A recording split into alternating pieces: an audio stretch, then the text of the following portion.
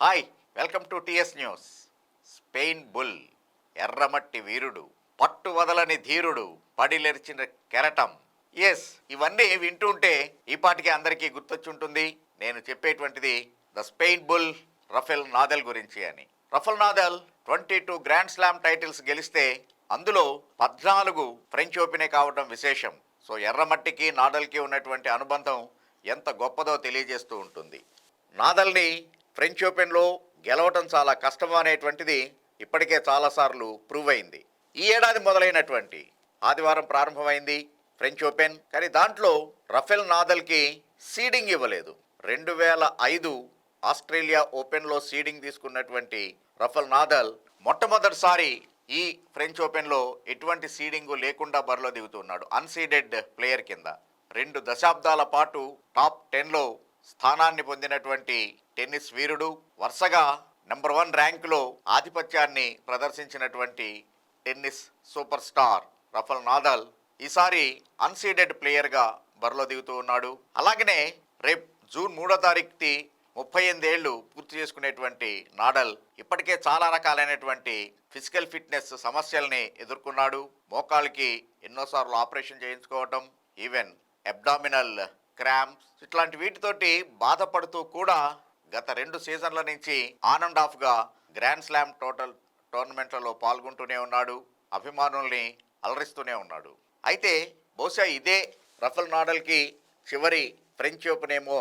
ఎందుకంటే French open అన్న వెంటనే నాదల్ అన్న వెంటనే ఫ్రెంచ్ ఓపెన్ గుర్తొచ్చేటువంటి విధంగా ఆ గ్రాండ్ స్లామ్ టోర్నమెంట్లో తన ముద్రను వేసుకున్నటువంటి నాదల్కి ఫేర్వెల్ సెరమనీని ఏర్పాటు చేయాలి అని టెన్నిస్ లోకం అంతా కూడా భావించింది. అయితే ఫ్రెంచ్ ఓపెన్ టోర్నమెంట్ డైరెక్టర్ అయినటువంటి ఎలిమ్ మొల్సిక్ చెప్పినటువంటి దాని ప్రకారం నాదల్ అంతకుముందు టోర్నమెంట్కి ప్రారంభానికి ముందు చేసినటువంటి ప్రెస్ కాన్ఫరెన్స్లో ఇదే నా చివరి టోర్నమెంట్ అనుకోవట్లేదు, చెప్పలేం, మళ్ళా వచ్చే ఏడాది కూడా బరిలో దిగుతానేమో అనేటువంటి ఒక ఆశాభావాన్ని వ్యక్తం చేయడంతో మనంతట మనం అటువంటి దిగ్గజానికి ఎందుకు ఫేర్వెల్ సెరమనీని ఏర్పాటు చేయాలి అనే ఉద్దేశంతో మేము దాన్ని హోల్డ్లో పెట్టామని చెప్పటం మొలెస్సో చెప్పినటువంటి కారణం. అది నిజం కూడా. ఈవెన్ అందరూ కూడా దాన్ని సమర్థిస్తూ ఉన్నారు.